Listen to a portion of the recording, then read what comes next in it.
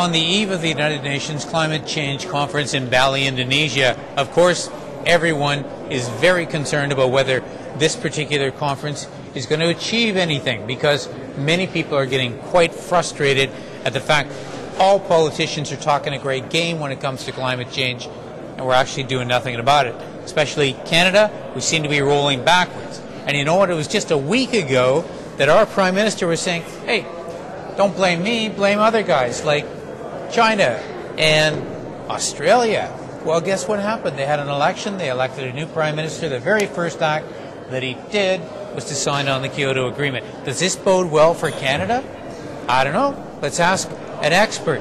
Elizabeth May is leader of the Green Party, and she's also a candidate in Central Nova. Yes. And she's, just to remind, the Liberals are not running a candidate against you because our leader, Stephane Dion, decided that he would cooperate with the leader of the Green Party. And we're not running a candidate against Stephane Dion, his riding. Exactly. Old-fashioned custom of leader courtesy, but with a bit more. Well, and what's behind it, of course, is a genuine desire to do politics a bit differently. That's right. And try and end up actually achieving a policy goal that we all have, which is doing something constructive about climate change and many other environmental issues. All right, so Stephane Dion, the Liberal leader, although he was not invited to go to Bali, is going to Bali. Is that a good move or bad? I think he can play it as a very good move. Now, I've worked with Stephane Dion when I was Executive Director of Sierra Club of Canada in my previous life, and Stephane Dion's previous life as Environment Minister in this country. He was also in charge of the negotiations. This is to give this some context for viewers here, this is one of a series of conferences that emerges from our treaty that was signed in 1992. So first there was the Framework Convention on Climate Change signed in 1992 at the Earth Summit in Rio. From that we negotiated the Kyoto Protocol. It's now urgent that the nations of the world that are part of the Framework Convention on Climate Change negotiate what happens after 2012, which is the last year of the first period under Kyoto. So it's a sequence. It's not. It was never one time and that's it. So that negotiation is critical. Stephane Dion's role as president of the Conference of the Parties, which means he chaired and he steered the negotiations in 2005 that kicked off what's now happening in Bali. So why is it a good idea? Well, if he does it as an international diplomat, as a man who has probably more inside knowledge of where every one of those countries is coming from. He brokered the deal 2 years ago. He knows where they're coming from, and he, I think, could be of real service to the Indonesian Minister of the Environment. There's a man named Ramchat Vitteler, a very good guy. I happen to be friends with his wife, who is an international diplomat and was Kofi Annan's special envoy to Southeast Asia. But Erna Vitteler also serves with me on the Earth Charter Commission. Just to say, Minister of Environment for Indonesia, Mr. Vitteler, is now president of the Conference of the Parties in Bali. Tough job. You got to stare down the U.S. with their very hard-nosed chief negotiator, Harlan Watson. You've got to deal now with a Canada that's offside, and you've got to coax in other countries, China and India. Now, Stephane Dion did a good job on that 2 years ago. If he goes to Bali and helps the international system broker deals, which means I think we'll know he did a good job if we don't see him on TV much. Now, that's the opposite for politicians. If he goes in guns blazing... That would kill me. Yeah. But if he goes in guns blazing, attacking the Harper government, as certainly people should, but as leader of the official opposition on an international stage, I'm not sure that'll go over well. If he goes there, as I think he will, because his heart and soul are behind trying to get a good agreement, he could play a very useful role for the president of the Conference of Parties.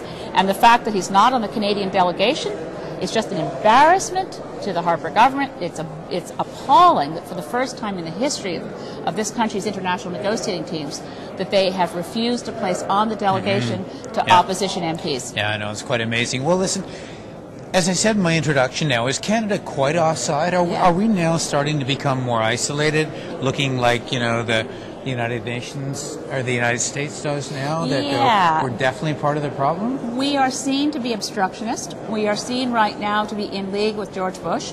So, and internationally, a lot of nations are recognizing that engaging with the U.S. administration right now is a lame duck administration, although George Bush is certainly in power for another full year and a bit till the inauguration of whoever will be the new U.S. president. Congress is seized with this issue, and the candidates for president who will replace Bush are mostly seized with the issue. So a lot of countries are looking at the U.S. as just wait out the time till Bush is gone. Unfortunately, with the Harper government going in there, siding with the U.S. and putting forward demands that are clearly intended to block progress. They're trying to sell it at home as though they're trying to help create bridges. Bear in mind, they are trying to blow up bridges. They are not helpful right now in Bali, and the question is, will this become transparent to Canadians at home, or will Harper get away with blocking progress internationally while pretending to be doing something about climate? Let me ask you about politics. It was about a year ago that it seemed environmental issues were really driving the political agenda. The Harper government's moved them aside a bit and brought economic issues more into play. Do you think that signals that the public has forgotten about it, or do you think that the politics of green are still so critically important? Well, if you look at the polling numbers, and surely the Harper government's looking at polling numbers, turns out they've spent more money on polling than 31 million. 31 million, the most of any government ever in history. So they know that Canadians want to see action on climate. And they know that in open-ended polling, it's still the case that if you ask Canadians what's the #1 issue on your mind, without prompting, climate change comes to the top. So the issue is still there. The question is, will Mr. Harper have so confused people by saying, look at what we're doing, we've put together this plan? Well, his plan, actually, there's not a single independent reviewer who thinks his plan will accomplish even the weak and, in fact, dangerous goals they've set. They've talked about 20% reductions below 2006 levels by 2020. The rest of the world is focused on 20% below 1990 levels, and in that base year lies all the difference between a real commitment and a fake commitment. Yeah, it's a huge amount, and we're still sort of talking about this aspirational crap. I heard David Suzuki on TV last night saying, what the hell is an aspirational target? It means a fake one.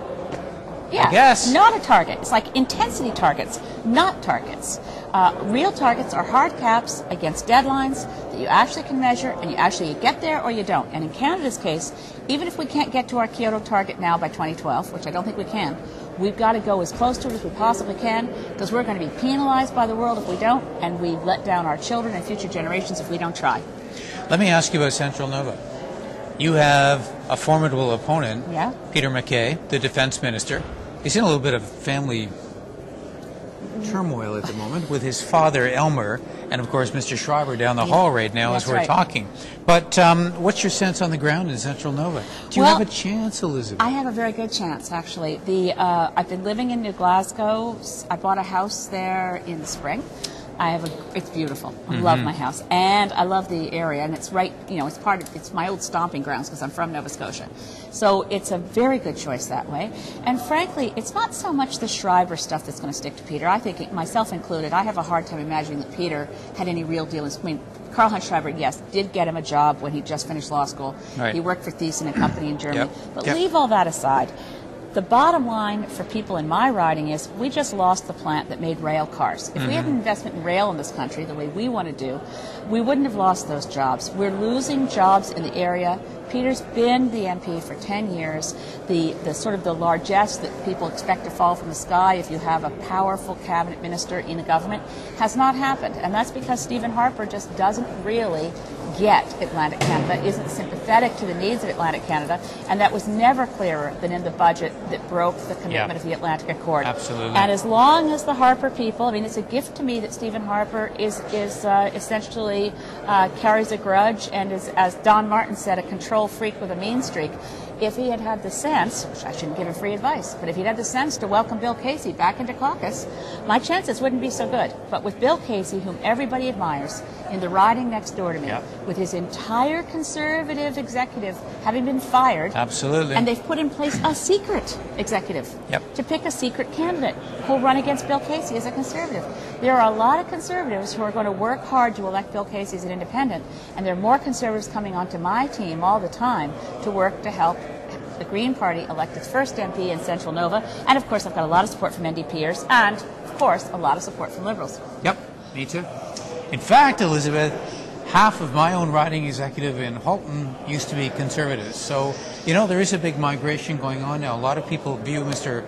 Harper's brand of conservatism as being more Reform Party, and certainly not that mainstream that I think we've all been more comfortable with. See, like, I'm even getting former reformers coming into the Green Party because they look, reform was about grassroots democracy. Yeah. This is such top-down control freak stuff that I'm getting former reformers who say, well, I wanted to see grassroots democracy. Now, Green Party is all about that. We're a bottom-up kind of party. At the same time, people who were progressive conservatives, people like Flora MacDonald and Joe Clark, who don't belong to Mr. Harper's party, are coming on board because, frankly, I think the Green Party is a perfect home for orphaned Tories who really believed in progressive social values and look at Mr. Harper and think, this is not a Canadian political party, this is the Republican Party, and the right wing of the Republican Party moved into Canada. And the important thing, because we're going to finish now, it's a long interview, we've run out of tape here, but the important thing to remember is that we want to work together. People, I think Canadians want to see politicians work together to accomplish goals that really matter for them. And this place is so divided by partisanship right now, we forget that. And that's why I like the alliance that you've forged with Stephane, and I think it's so worthwhile. And I'll be open to doing, I tried to talk to Jack Layton about other things we could do. I think parties that recognize and individuals who recognize that Mr. Harper's re-election would be dangerous for this country need to speak out, and we need to figure out how to work together. All right. Elizabeth May, leader of the Green Party, thank you very much. Merry Christmas. Thank you. Happy holidays. Thanks for watching MPtv.